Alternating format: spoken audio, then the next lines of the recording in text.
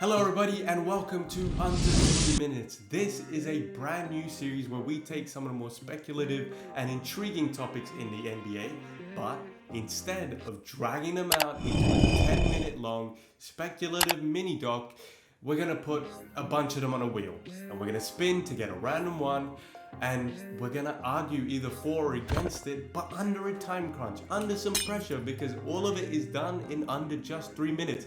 We have 3 minutes to break the topic down. Who knows how it's going to go? So let the chaos ensue.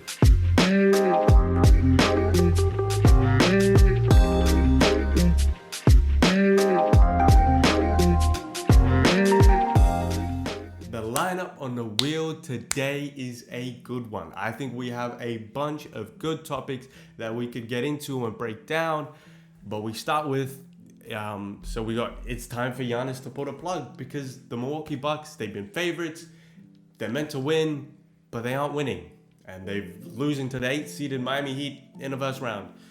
So, there's something there. Maybe Giannis should pull the plug and request a trade.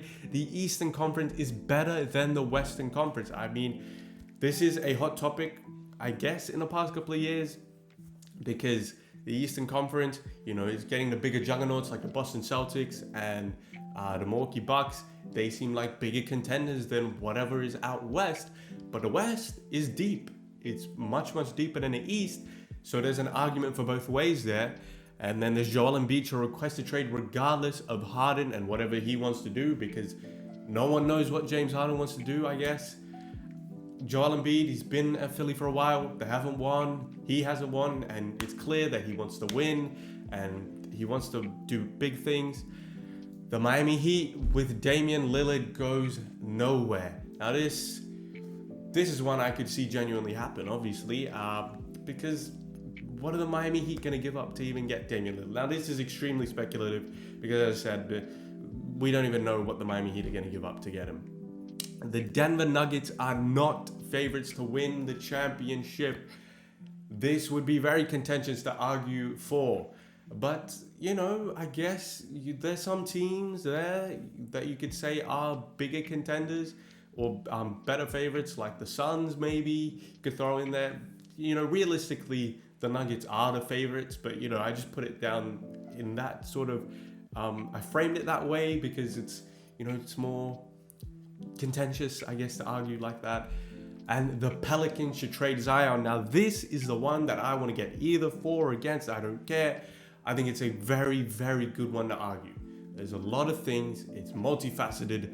There's a lot of arguments that can come out of that. But what is the one that we are going to get today? Break down in under 3 minutes, under a time crunch, under a pressure, all of that. And it's Joel Embiid should request a trade regardless of Harden and whatever he decides to do. Now, I would like to argue for this one, because I think Joel Embiid should request a trade if Harden goes, obviously. But, it's not up to us to decide whether to argue either for or against. It's up to the random number generator and whatever it thinks and whatever it wants to do. So let's jump over to that one. And obviously, 1 is going to be for and 2 against. And we get number 1.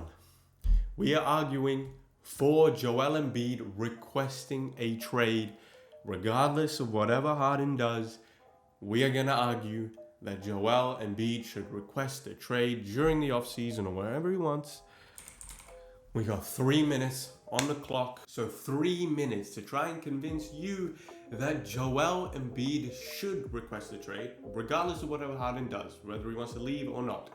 3 minutes is all we have to try and convince you guys. Stop.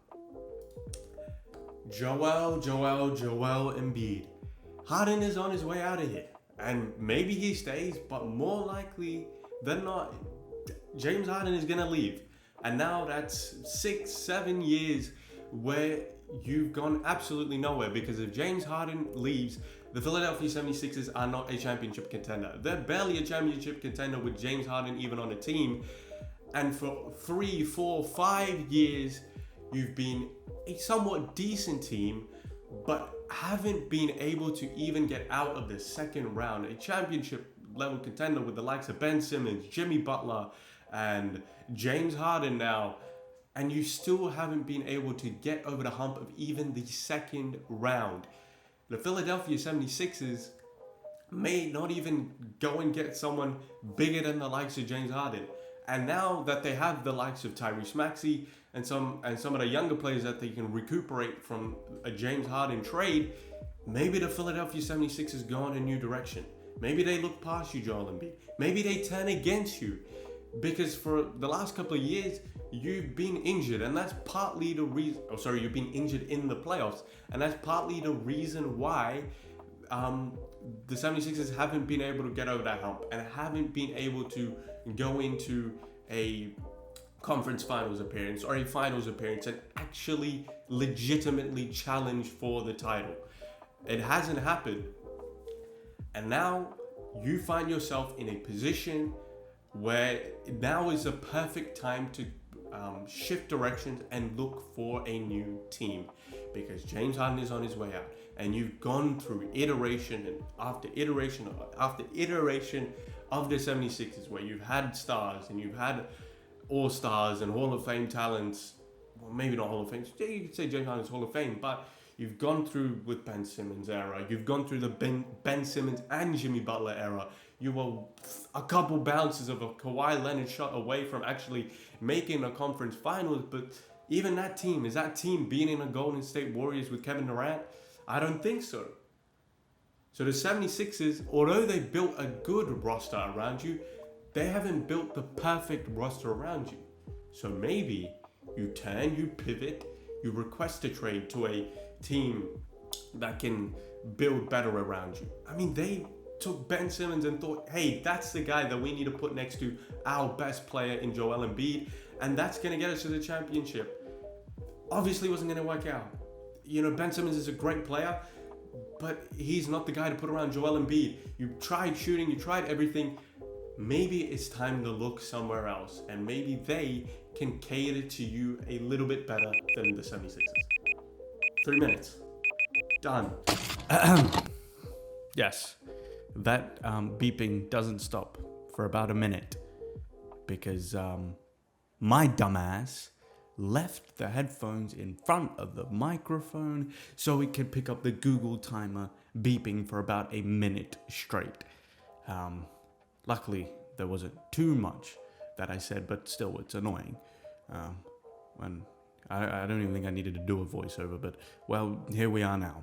I didn't say much, basically saying how I didn't construct a well-formulated argument, but that's the point of the series. It's under 3 minutes. I'm under pressure. And it was my first real crack at it. It was my first real shot, and, you know, it was all real, none of it fabricated. Come on, guys, don't get on me. But, yeah, that was really it. And then I go on to talk about how, you know, Joel Embiid should stay put, because where can he actually go to be a better championship contender than the 76ers, even without Harden? And that's basically where it'll pick up from after the end of the stupid beeping. But yeah, where will he go? And how could they even be a better contender because of what they'd have to give up to get Joel Embiid, etc., etc. That's enough from me and this voiceover. Enjoy the rest of the video. Thank you. If you really think about it, where is he going to go to be a championship contender? And I think that's maybe why I didn't, start talking about the teams he could have gone to and how they could have been better contenders than the 76ers. Because to be honest, he probably is in the best spot to become a champion, well, relative to wherever else he could be and whatever they've had to give up to get Joel Embiid. So I guess we did all right considering that fact. Because, yeah, I guess the right argument is that Joel Embiid should stay. I mean, even if Harden goes, as I said, you still have the likes of Tyrese Maxey, Tobias Harris if he wants to go. You still have a competent roster. But, obviously it's no championship level. But, yeah, as I said, you can't really go anywhere else for a championship roster. But hey, that's the series. I mean, it's meant to be under 3 minutes. It's meant to be a time crunch. And I'm not meant to drag it out into some speculative talk where we go into all the, storylines that could happen and where he'd go, where would he be traded, what would he be traded for, what would that team look like in the next 5 years? We're not projecting. We're looking at right now, under 3 minutes. That is the premise of the series. And if you got this far, I'm hoping you've enjoyed whatever I've bled out in those 3 minutes and after, I guess, as well. But if you did enjoy, and I guess if there's some topics that you want to see in the future in any new videos, leave them in the comments down below. But for this video, under 3 minutes is done.